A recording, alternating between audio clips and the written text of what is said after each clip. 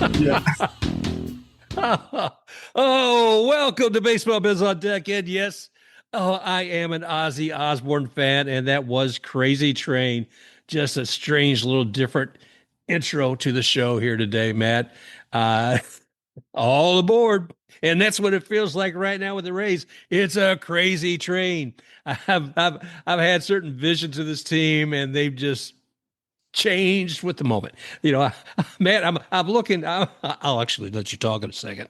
I mean, I'm looking last year. The White Sox, they won 41 games, and we were kind enough to give them 10% of those wins last year. We delivered 4 games. I'm not sure how many we're going to give them this week. I mean, we gave them one the other day, but they're looking pretty good tonight. So, how in the world are you doing, Matt? I'm doing good. The weather's been really blessing us with some good summer days, so we're feeling the heat, which is awesome. I find like when that happens, I'm very baseball, savvy and into the games and wanting to watch more of them and go watch them here, like with the kids. And so, yeah, I'm in baseball mode basically, Mark. Well, there isn't any reason to be, is there? I mean, the All-Star game is gone. We're at what I think probably right at 100 games into the season, so only got about 62 left or somewhere around those lines. And it is hungry time. It is interesting because a lot of teams, as you're looking across, we'll take a peek across the league, what's happening and how that may be impacting some decisions these teams are making on who they're going to keep and not. Let's see, just for grins and giggles, how are our good friends in the AL East doing? It's been it's been interesting, Matt. I did not foresee um, us falling back so much, and the Blue Jays, going ahead as far as they have. To be quite honest with you, right now, if we're looking at the AL East, we're looking at the Blue Jays. Um, Let's see, Yankees are back behind them, 3 games back. Red Sox 6 games back. We're 6.5 games back. And the Orioles are 14.5 games back. Ouch. Right. So what you know right there, just from saying that, and really all the AL East are within contention of the wild card. I think the Rays are a half game out of the wild card. So like they're all right in there. So the one thing you can say is Orioles are sellers. Okay, Mhm. that's an official, right? And then the Rays and Red Sox are 2 good weeks away from being in first place, right? That's the way that I like to see it because there's ups and downs to every team. You have a good week, a bad week. Could be against any team, as we've seen the Rays struggle with a few of the you expected them to walk over teams. But what it paints in terms of a picture is 4 teams right there that are AL trick and have to make a strong decision on what they're going to do moving forward. Now, when you're looking at them, just from what I know in terms of prospects and what they have to trade with or what they need, right? The Rays and Red Sox need the least amount of things because they have really loaded up their systems. The Yankees are very thin and they had very small draft. Like they didn't have a lot of picks near the top of the draft to lean on like the Rays did, and the Red Sox as well. And neither did the Blue Jays. But the Blue Jays have a better system. So what I would say is when you're looking at assets to trade between those 4 teams, Blue Jays, Red Sox, and Rays are a really strong position. The Yankees have the worst time and they have the biggest need, which is starting pitching.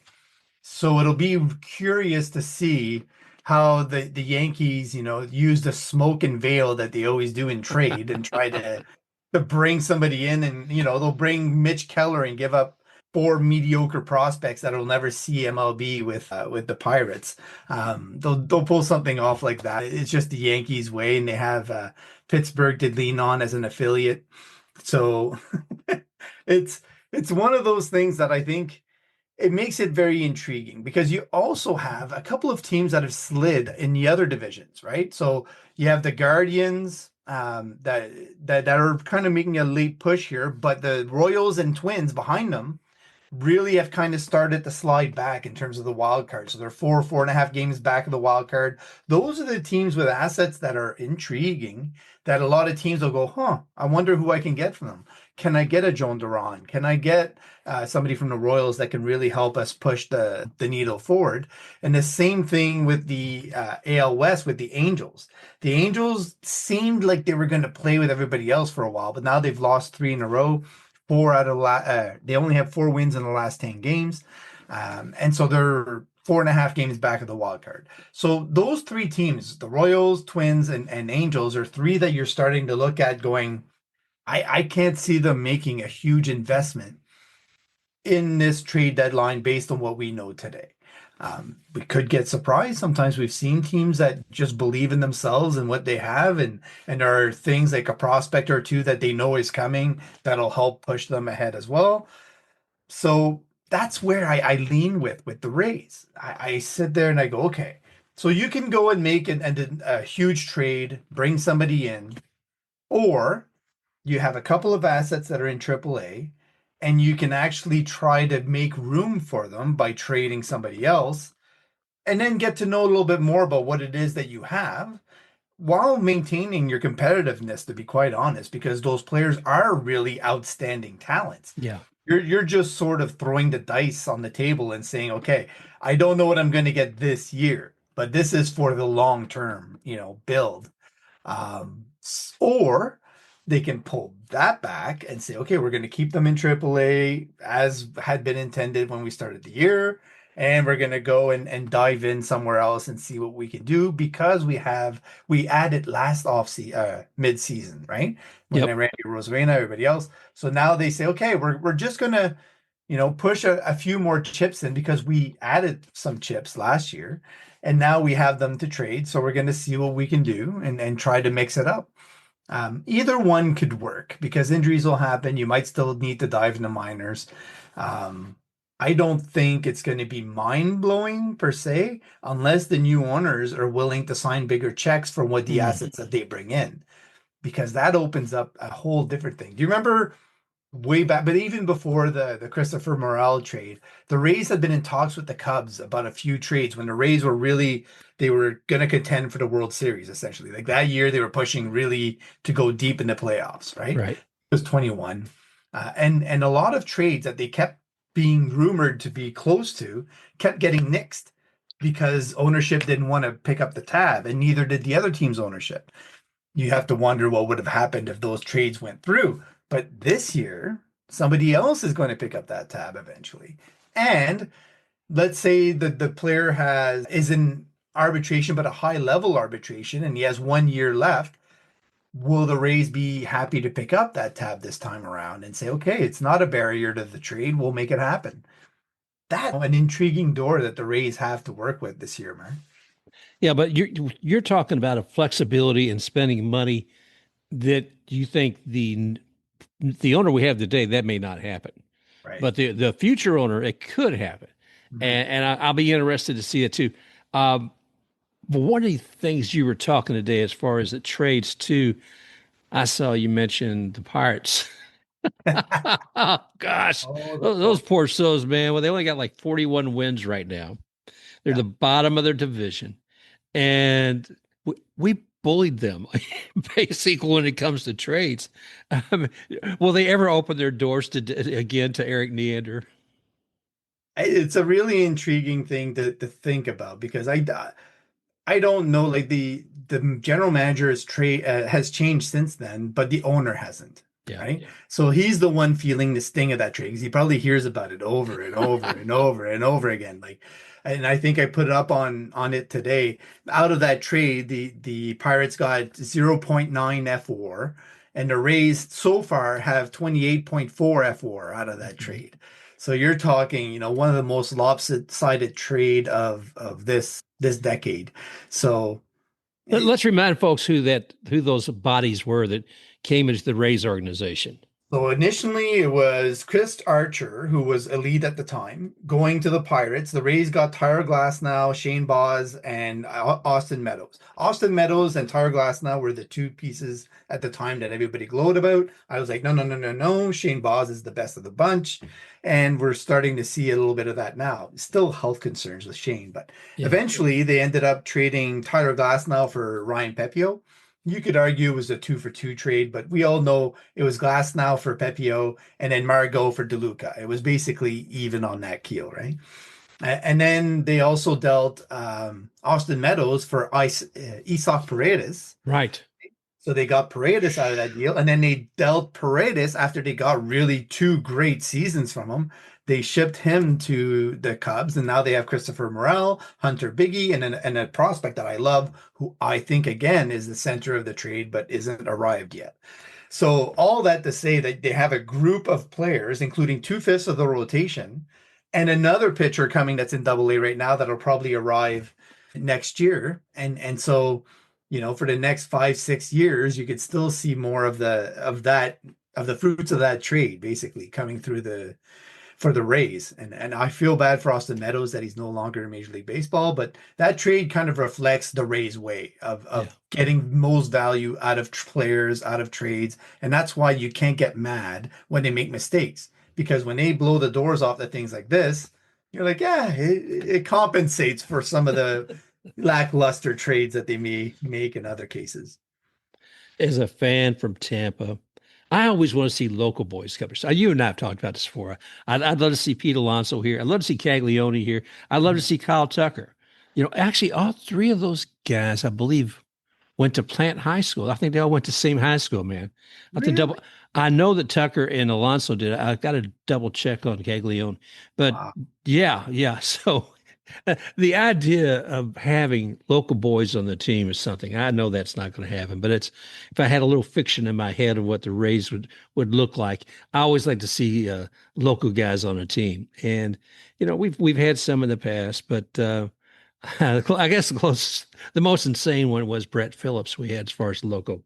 But we'll come back to the reality of what's going on. That's just something I'm always thinking about now and then. Wouldn't it be neat to see? Right. So I put up today just recently on Blue Sky that, Josh Lowe has really underperformed. It's his age 27 year. Yeah. He's supposed to be at his elite status. He keeps getting hurt in spring training and then having to take a month off to start the season. His training regimen, I don't know what it is with his obliques, but something is not right in the way that he trains. And that's the last 2 years. The year before that, he looked outstanding. So I don't know what it is that he changed that ended up, leading to that.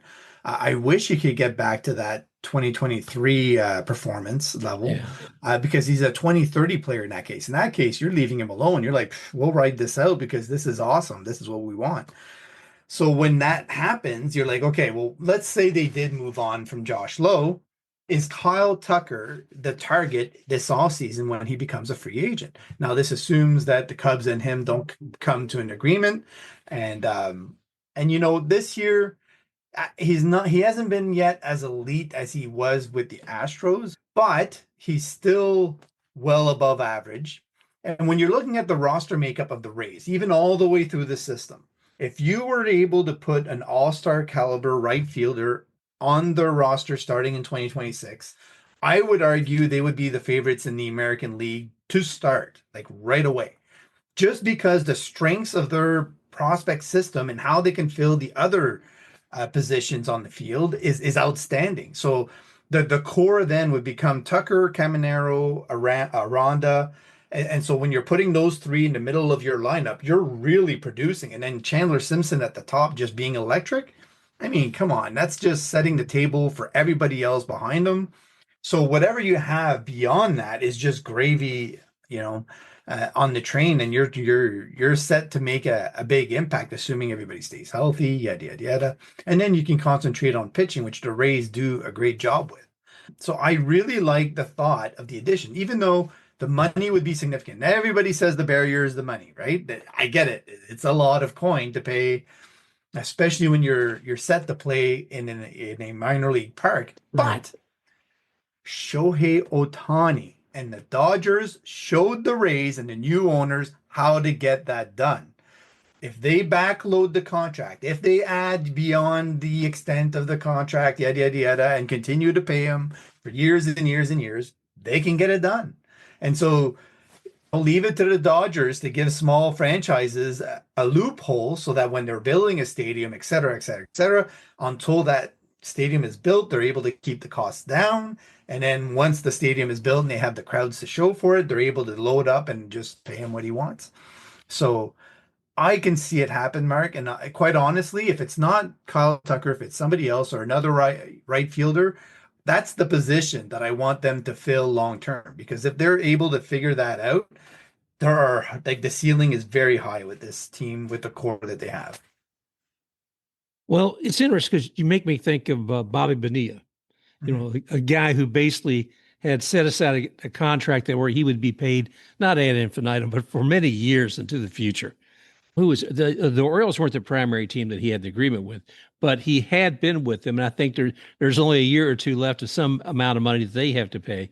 But his primary team, I think, still has to pay him for like another 5 years or so The at Mets, least. and that's Steve Phillips who lays claim to setting up the Shohei Ohtani contract by doing that one.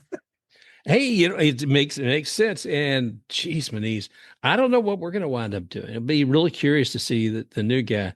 I'd like to see it done. It's like so many things you hear rumors, rumors, rumors, and it's been a shell game sometimes with the Rays, whether it be owners or stadium, what's actually happening. So we'll see what's under cup number two.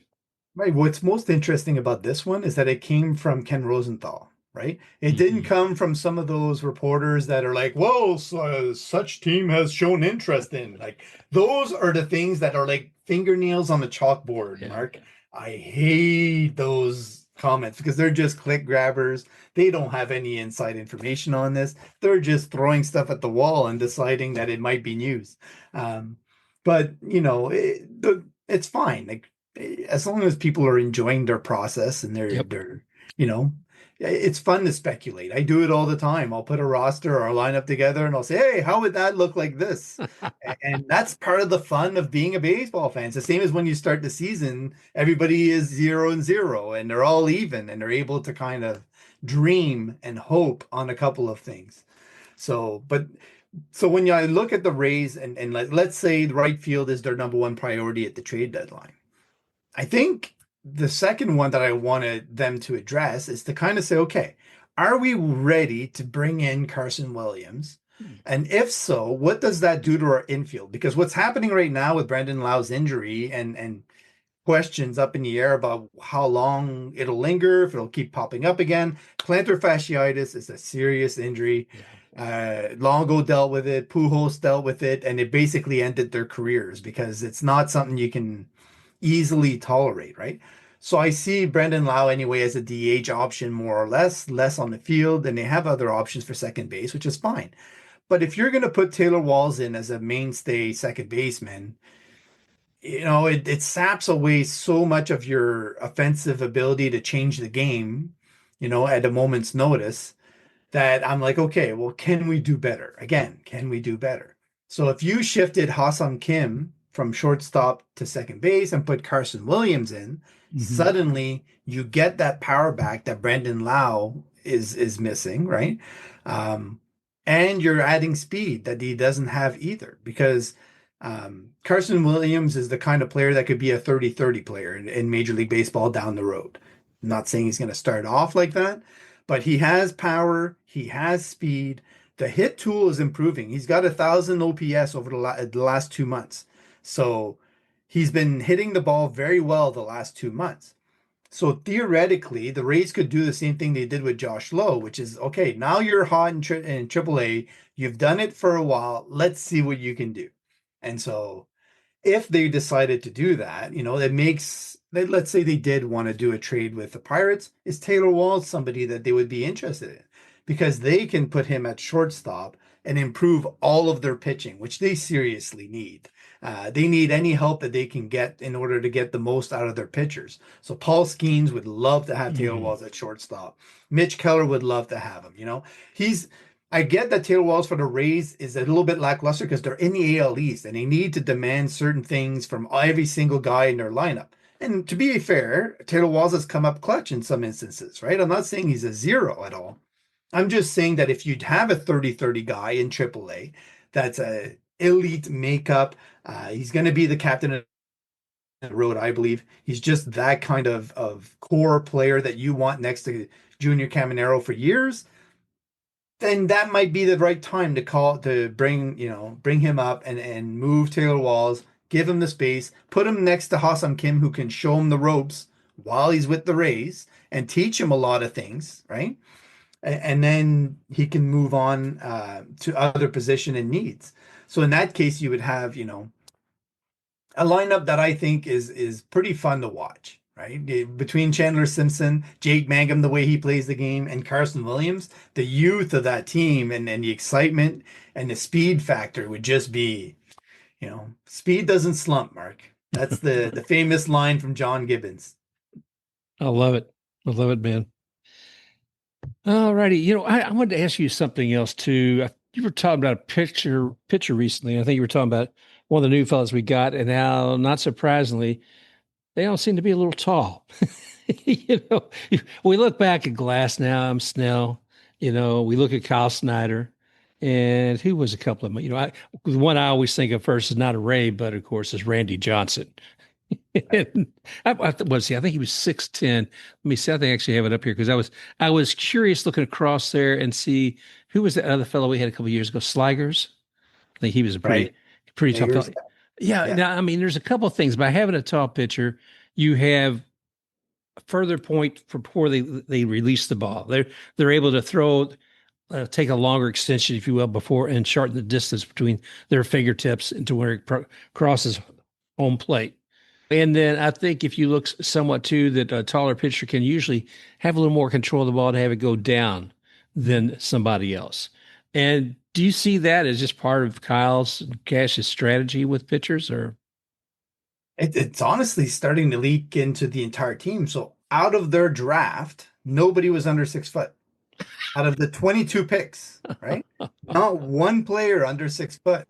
So sorry, guys, if you're not 6 feet tall, you will not be drafted by the Rays, apparently. Well, what's it going to feel like if your walls, or if you're Lau rather, sitting on the bench, man, and you got all these other guys, you're sitting next to their shoulder, your head's right next to their shoulder. It's going to be weird. So, and not only that, but only five of the players were under 6'2" Jeez. out of the entire draft. So, I mean, it leads to a lot of question marks. Like even the catchers that they selected were 6'5", Huh. both of them. I didn't realize that. My gosh. When is the last time you saw a 6'5" catcher? I mean, Mike Piazza was 6'4", I think. Um, Maybe Salvatore Perez Yeah. might be, somewhere You- around there. But so if you're looking at catchers moving forward as blockers, basically, then does that make sense? If they have a rocket of an arm, they can throw from their knees. Yep. Why not? Like, That's right. go that Got a little route. more coverage, Yeah. Maybe the Rays are breaking the mold on that and saying, you know what, you're going to bring ABS in, then we're going to go with big catchers and get more pop in the lineup.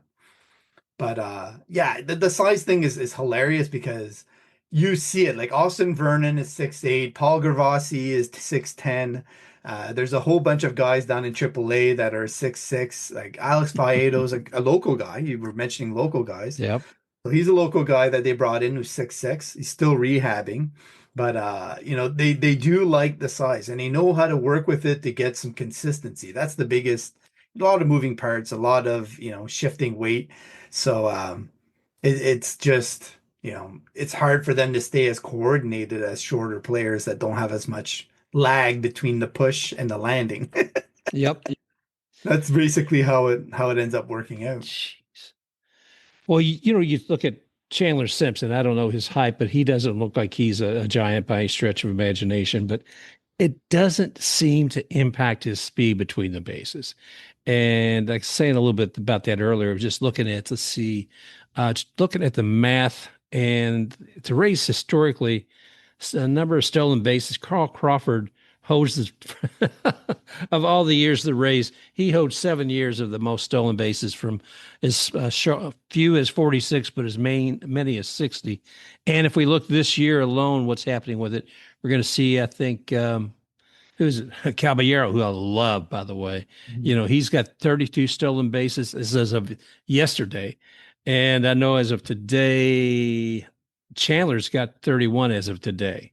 I was doing some math because I was really curious to see stolen bases because it's just to me it's an exciting part of the game, and it really upsets I believe the defense from being able to figure out what the heck they're doing out there. And let's see what we have here. Hang on just a sec. All right. 102 games this season, stolen bases, like I said, still part of the excitement. We only got 60 games left. And we're seeing Simpson still in, like I said, up to doing the math here. Hang on. He's played 58 games this season, as of the other day, with an average of 30. He's got 30 stolen bases. And see, with 52%, okay, 30 stolen bases over 58 games gives him 52% of the games with stolen base. And with 60 games remaining at 52%, that would be an additional 31 total games or 31 stolen bases. So a total of 61 stolen bases, which would put him over, pardon me, Carl Crawford, 60. So that could be very interesting. He could be breaking the franchise record this year on stolen bases. Yeah, and to be honest, I think he will be the next 100 stolen base player in Major League Baseball. I have no doubt in my mind he can get to 110, 120 if he wanted to. Right now, he's changing the way that pitchers pitch to the Rays. And I said this when I ranked him second the preseason in terms of the Rays prospects. He is electric. He's a game changer. He's somebody that is driven to be his own person. He knows exactly who he is, and he's going to give you 100%, 100% of the time. And honestly, that's a blessing. The Rays have youth that are setting that tone, and you can feel it on the field. And even though they're not always successful and they have lapses like everybody else, what you're talking about in terms of speed, like just to give you an example, they have more home runs this year than the Braves and the Phillies, right? So they have 112 home runs. The Braves and Phillies have 110 each. The Rays not only have that, but they lead MLB with 133 stolen bases. Now you say, okay, 133 stolen bases. What does that mean? Well, only 10 teams in 2023 stole more than 130 bases. And in 2024, it wasn't much better. It was 11 teams that stole more than 130 stolen bases. So when you're looking at it from that point of view and you realize that there's 2.5 months left of the season, that leaves them a heck of a long time to try to push the needle and see where they can get. So when we look at 2024, for instance, we end up with the leading team in stolen bases was the Washington Nationals, who had 223. So the Rays right now are 90 stolen bases away from that. Are they going to surpass that? I would not put it past them. I think they could get to 230 or above, based on what we know they have, and also what we know that they have coming, like Carson Williams, some other players. And like you mentioned, Jose Caballero also has ticked up his efforts in terms of stolen bases. And a year prior to that, in 2023, I don't recall if the bases had been changed at that point. I don't think they did. But the Reds had the most stolen bases at 190. So the Rays are like 57 stolen bases away from that total right now. So they're going to surpass that, no doubt about it. So in terms of speed, the Rays are really showing MLB basically that they saw the increase in the sizes of the bases. They saw the limited throws to first base, and they said, you know what, we're buying it. We're saying this is how we're going to score more runs than we quote unquote are supposed to, and we're going to invest heavily in those kinds of players. So it's not surprising that somebody like Jake Mangum became a big part of their plans, and they decided to kind of go that route and give him all the leeway that he could handle, even when he had an injury after the beginning of the season, and ended up having to take some time away. when he came back, they still left the door open for him because he's the type of player that they want to invest in. So when you're looking at the Rays roster makeup, moving forward, anybody that has some form of speed is going to be somebody that they like. So at first base, this is why I've been pushing a lot of Tre Morgan. Yandy Diaz is great. I love him. He's a beast. He doesn't hit like as many home runs as his power should have, but he is somebody that the opposing pitchers hate to pitch against because he can foul off 100 different pitches. So when you're looking at the difference between him and Tre Morgan, I put a thing on Blue Sky kind of comparing the two at their ages, and Tre Morgan is very, very, very similar in terms of his approach at the plate, his ability to cover the plate, and to work at bats in the same way as Yandy Diaz. But what he has that Yandy doesn't have is speed. He can steal 20 bases in a year. He has that kind of mobility, and that makes him a better defender at first base at the same time. So when we're looking at this trade deadline, if we were to ponder the Rays selling on a few pieces and allowing some space for some of the young players, Tre Morgan is one of those guys that I could see the Rays opening the door for. He's not quite as good in terms of contact ability as Chandler Simpson, but he's very close. Like if I take a look at his walk rates and strikeout rates, Tre Morgan has been at among the leaders at every level that he's played. I think that the worst that he's ever had in terms of a K rate is 18% for a full year, and that was in Double A. But that year, his walk rate was 13%. You're talking about a 5% difference between the two. His swinging strike percentage is always low. I think this year, it's been a little bit higher, but he started the year a little bit hurt. So I'm not sure if it has a little bit to do with that. We'll see. I just think that Tre Morgan has a lot to offer. And if the Rays do end up betting on themselves and their young players more than wanting to bring in outside talents because they think the prices are too high or whatever other reason they have, then Tre Morgan and Carson Williams are the two guys, along with Dom Keegan, who I like a lot as a catcher, and I think could step in Matt Dice's role and just do very well. I just don't know that he's ready to be behind the plate as often as Matt would be otherwise. So that's my rant, Mark. No, I love it. I love it, brother. Thank you. I was looking over a couple other things too. As far as our relievers, I always take a deep breath when they bring a reliever in. And, Clevenger, I don't know. Some days he's on, some days he isn't. And Fairbanks, if he gets the grounders, it's fine. But every now and then, one of his gets popped up, and I get nervous. Now, last night, Uceta, he looked fantastic. Mm-hmm. And I thought, man, I wish that was you every time you went out there and took the mound. Yeah. Now, who is in your idea, not going to say the absolute closer, but in most cases, who would you want to have as the reliever? So who are we facing? That's a good point. I'll give you an example. Like when the Rays face the Red Sox, I always contend that they have the wrong game plan. They always seem to have a hard time closing games out. Like for some reason, the Red Sox always seem to get to the relievers. I'm not saying that they score and win every game, but they give them a hard time at a very minimum. So I do think the Rays, now that Manuel Rodriguez seems to be headed out for the year, he seems to be, going down that road. They have two options really in terms of getting that swing and miss guy in the playoffs. They have one on the 40 man right now in Yaniel Corrette, so they can let him simmer, bring him in September, and sort of like Shane McClanahan, let him have his first taste in MLB when he gets to the show sometime in September and then in the playoffs. Or if the Twins really are going to sell, go and get John Duran. So that's one guy that I could see, and we saw him, recently in one of the series, that is more swing and miss than Pete Fairbanks, and just more consistent, right? I don't know how the two could coexist. I don't know how each would feel about that. It happens. Sometimes some guys just don't want to play second fiddle and they want to be the guy. I think Josh Hader was one of the guys that kind of had that happen, right? And or was it Devin Williams? I can't remember which one.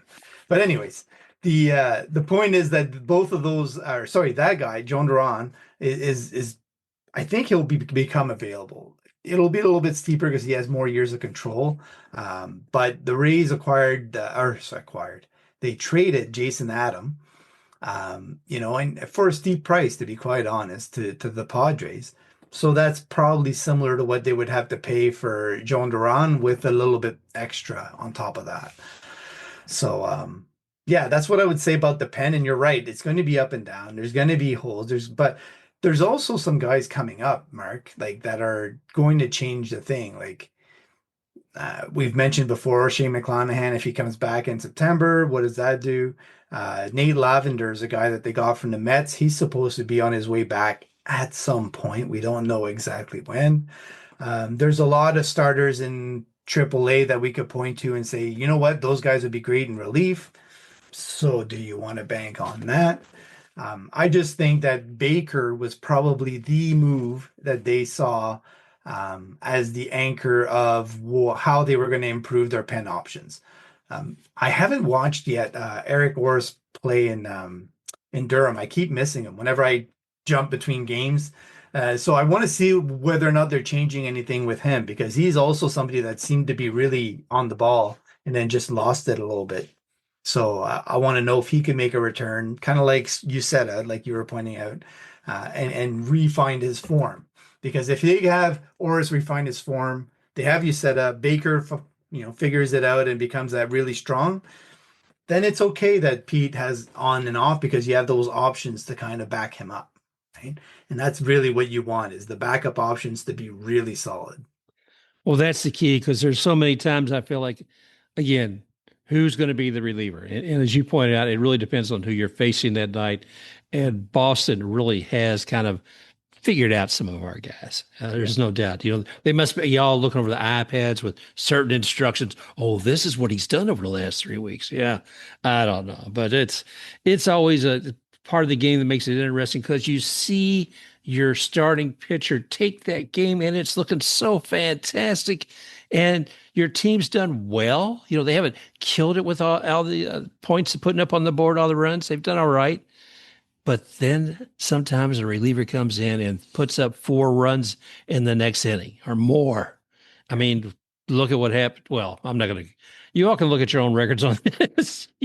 Some of it's just too painful to recount, but it's been a concern, or at least sometimes you could say it makes the game more interesting for me, Matt. It's I joke about all the time about baseball being a game of deception. It's about the pitcher trying to get the batter to think the ball is going to a certain place. Whether or not a man on first is trying to deceive the pitcher to throw over there, whether he's actually going to run or not. There's all these different pieces of the game. Trying to figure that out. Even fake symbol, a catcher patting the glove down by the plate. And some innocuous means nothing, maybe, but all these little components, to me, they're part of the magic of the game. And wow. Like just tonight is a good example. Taj Bradley only lasted 1.2 innings, threw 55 pitches in those 1.2 innings. And I think I've spoken to you about this before, Mark, where the Rays starters are burnt out. They just are. Like they've been we bragged about or we praised Kevin Cash for letting him go longer in the games, right? Because they quote unquote demanded it. Well, this is what happens because they didn't have the innings pitched the years prior to strengthen them to get to that point. And they're throwing, quite honestly, they're just throwing so much velocity that to expect them to be scot-free all the way through the season just isn't plausible anymore. I think every team sees that with all their pitchers. That's why the ERAs are higher, the whips are higher generally, yada, yada, yada, because you're getting back to that point of pitchers needing a breath, right? So that they can actually catch their wind. We're in the dog days of summer now.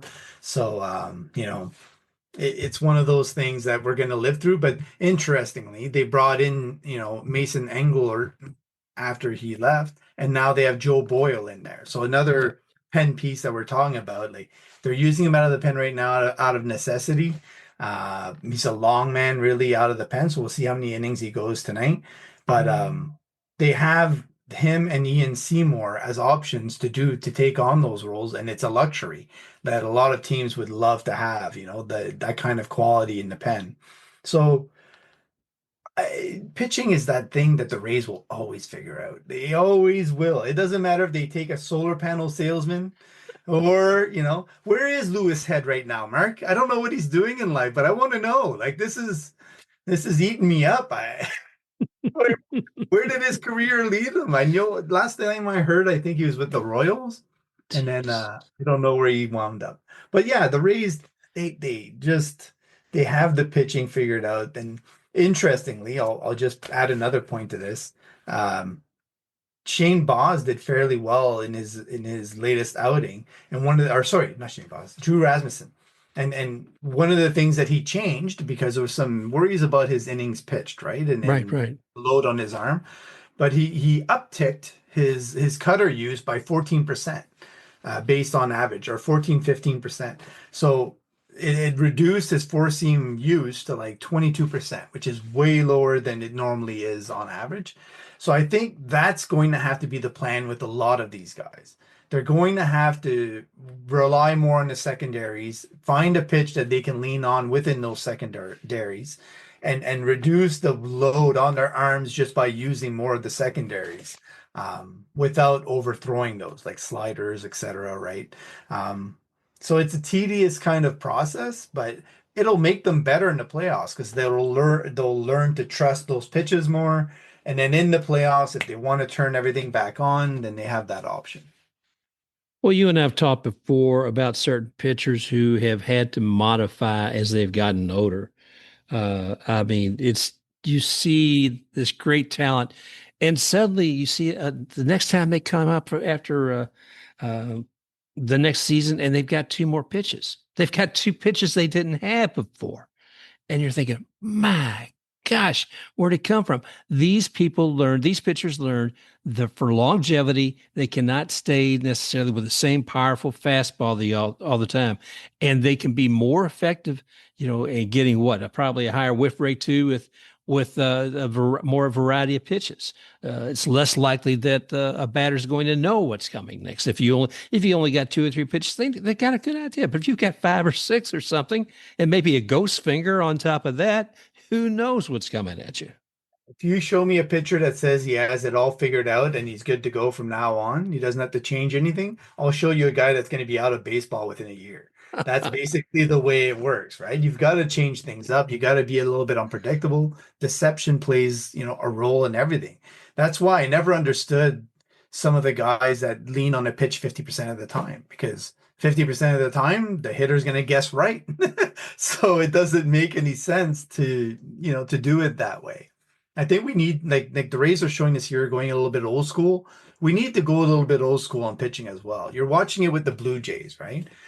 Kevin Gossman, Chris Bassett, all those guys, they have a basket full of pitches to choose from. And the deception is what's keeping them alive as the velocity, lessens. Tyler Glasnow would be such a better pitcher if he didn't have to lean so much on the fastball.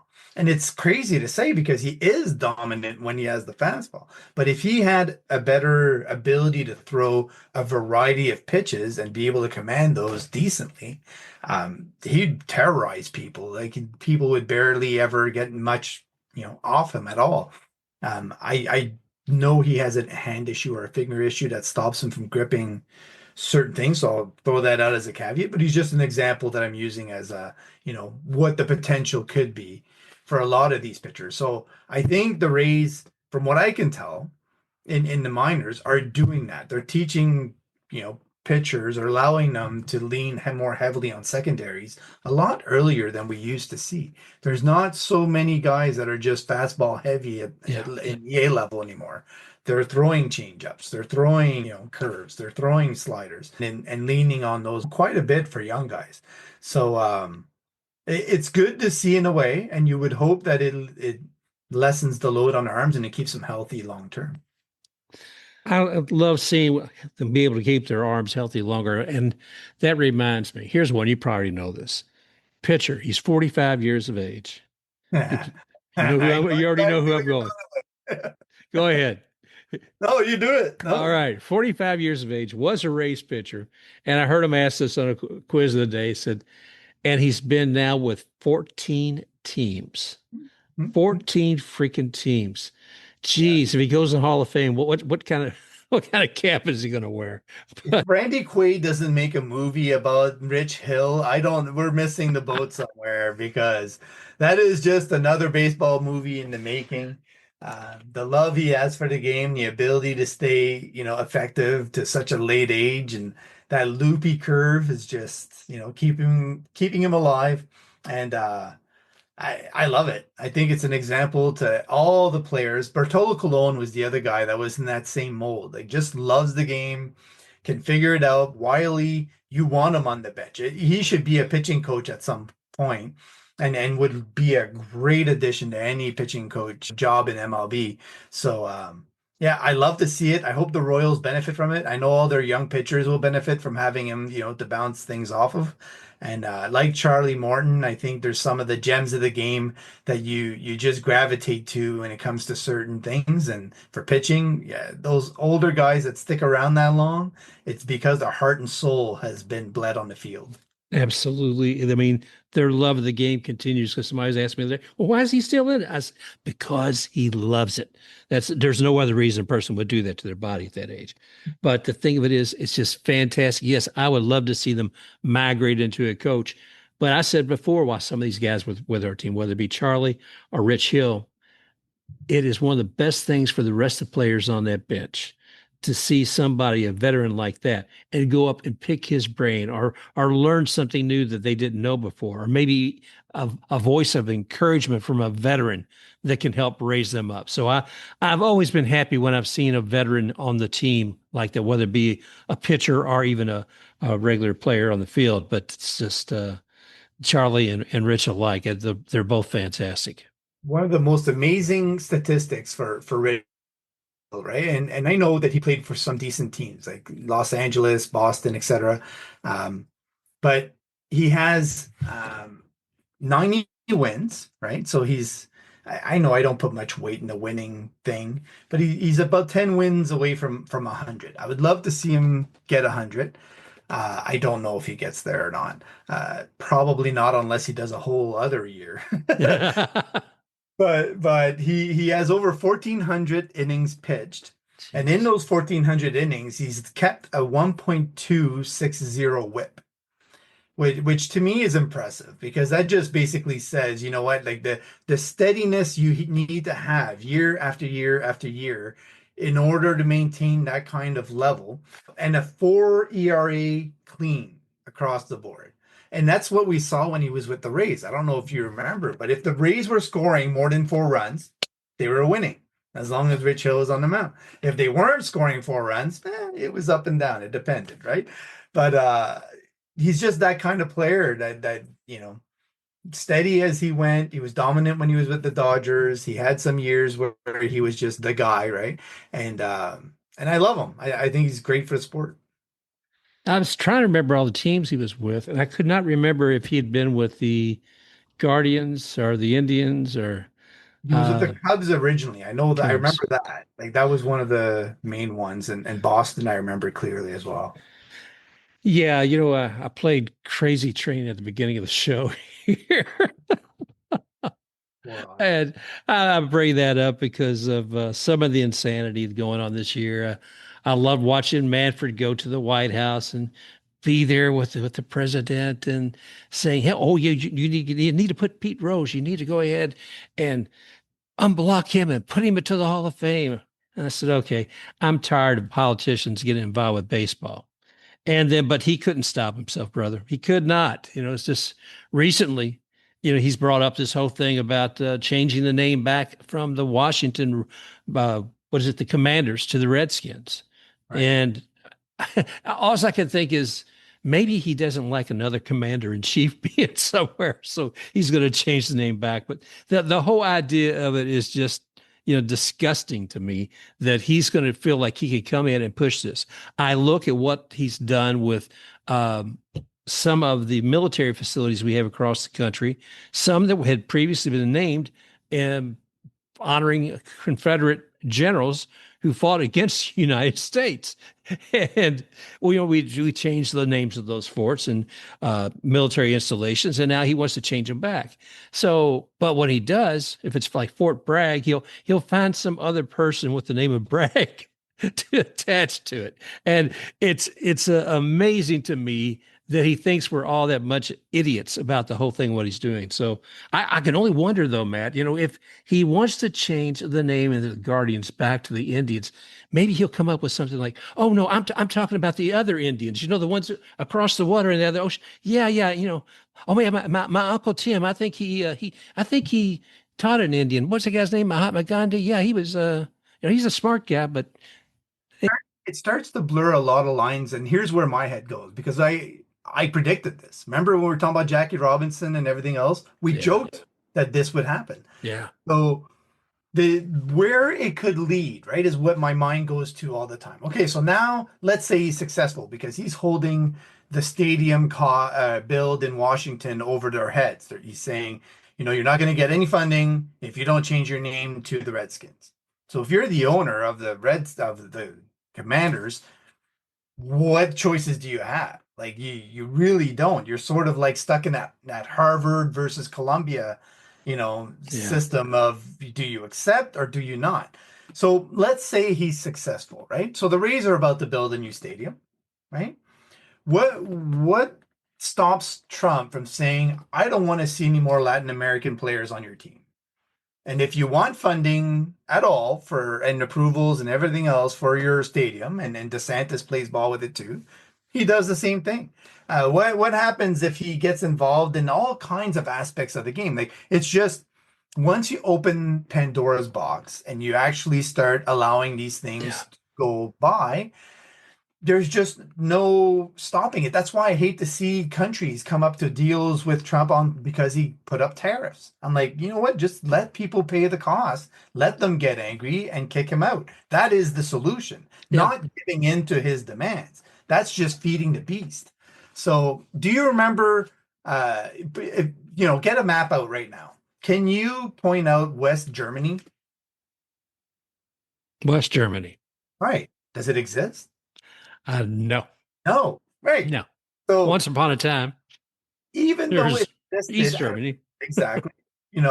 Things change. Things change names. They change all the time. I could point out a map when I went in the military to the Adriatic Sea, and we were off the coast of an area called Iceman, and we were, getting overflown by fighter jets and everything else because the war in Yugoslavia was going on. Yugoslavia doesn't exist anymore. So, things change all the time. Names change. And the thing that I hope for and dream about, Mark, is that my kids, your kids, everybody else's grandkids, etc., can learn all the mistakes that are being made right now. Why the bigotry is so horrid and needs to go away permanently. Yeah. Like this movement, this thing that is happening needs to be a lesson. That's basically where things stand. Well, it has gotten to the ugliest part than I ever could conceive of. I mean, months ago, I was doing little bits at the beginning of the show, and I quit doing them because it seemed like they were becoming real. I thought they were insane. I did one about the All-American team being nothing but All-Americans on that for the President Trump. And that was a bit. And what you're saying scares me. Plus, the MLB has told her players who come from other countries to make sure they carry papers with them all of the time now, especially when they're traveling from one place to another. And it's uncertain. I mean, we had Craig Calcaterra on here, and we had to take a break in the middle of the conversation. And while we were there, I said some things about like some of the ugliness that could possibly be happening. But he and I both agreed not to actually put that ugliness out on the show because I don't want to put that out in the universe. Who knows what comes back? And didn't have to. It's here now, and it's scary. It's touched. Let me just say a couple more things. Yeah. This guy, this nut, what he's done, I think sometimes I think he's like a spoiled child who got hurt because, he wanted to own a baseball team. He wanted to own the Cleveland Indians. They said no. We're looking back at on those late 70s, early 80s, something along those lines. And they said no to him. You don't think that this man has a list of everybody who's ever offended him? I guarantee you that that's part of what's going on with baseball now. Plus, the other part of this is we know that it's just a distraction. We talk about the game of baseball being deception and distraction. Well, politics multiply by 200, at least right now. And that's the case because talking about, all right, we're talking about going ahead and the Indians and the Redskins. And yes, those are things that draw our attention and we should say something about. But then all this stuff about the House speakers taking the closing up a couple of days early so they don't have to do anything with the Epstein files. Oh, and while we're that, let's go ahead and put out all the MLK files. We're going to flood you with all these other things as a distraction. Matt, I'm still waiting for Area 21 files to come out. Damn it. Come on. If we're going to be going out to distract me, give me something crazy. Oh, but anyway, that's my rant. The hope is that Epstein file issue will take everything down, right? Yeah. That should be the line that never gets crossed. And it should have been before he became president, because everybody knew the outcome of that file. The only ones that didn't are the ones that had their heads in the sand and decided not to listen and basically just became quote unquote Nancy's and crazy MAGA, oriented whenever the subject was brought up. So, I think there's a lot, like I said, a lot of lessons. The felon, pedophile, you know, issue is definitely going to stay, I think. I think that is the one that they cannot sidestep. I think that's the one that people will fund heavily. And that will ultimately change a lot of things if the midterms go ahead in a somewhat free and democratic manner, right? A couple of things you're mentioning is learning from this time. Mhm. And I don't care what party you are, just make common sense out of what's happening. If there's something there and it needs to be addressed, let's address it. Let's quit playing the ball and cup game and trying to figure out where things are going on. Figure out the things that are important. Make sure we feed people. Make sure we treat people with respect. I don't give a damn which party you're with. Just love one another. Find a way to help one another. I don't care who's in office today or who's tomorrow, or even I don't want to point fingers to the past. Let's take positive action and make sure we show that to our children and make them see that it's not about living in silos, but about sharing with everybody, reaching across borders and reaching just even across to the neighbor next door. It's difficult sometimes. I get that. But it's important for us if we want to build a positive, fruitful future for our children. So I encourage all of you all to do that and take note. I think you can take hope in what happened in New York, right? With the mayor's race, or sorry, there's really wealthy, well-funded people that are being beaten politically by people who are lacking funds, quite honestly, and probably should have more in order to fight the fight. So that is a huge statement. Hopefully there's more of that to come. Amen. Amen. Well, Matt, I can't thank you enough, and I got more of a rant than I wanted to. So we'll go out again with a tribute to Ozzy. With He's an American, by the way, apparently. Somebody put that out there, right? Andrew Yang, I think. Is that true? I love it. Well, you've got. If I'll tell you what, folks, if you want to see something funny, I'll put a link at the end of the show. There is he and his wife at a Cubs game Hmm. singing "Take Me Out to the Ball Game." And I thought I did terrible. I think I would be right in line side by side with Ozzy about how good that can be done. Imagine him reading bedtime stories to his grandkids, right? Oh gosh. Yeah, yeah, yeah. Well, God love him and the Osborne family. And thank you all for joining us this week at Baseball Biz on Deck. That's Mr. Matt Germain. I'm Mark Carbett. And we hope you have a wonderful week and raise up to all of our fans out there. Thank you. 1, 2, 3, and let's go out to the ball game. Let's go out to the river.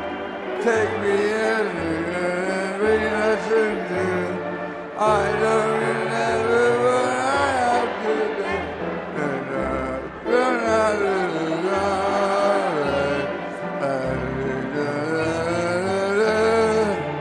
43 strikes, you're out at the old ball game.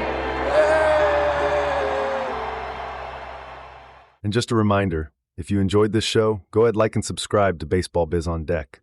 Also, you can find Matt at matgermain.bskysocial. That's Matt at matgermain.bskysocial, or Mark at baseballbizondeck@gmail.com.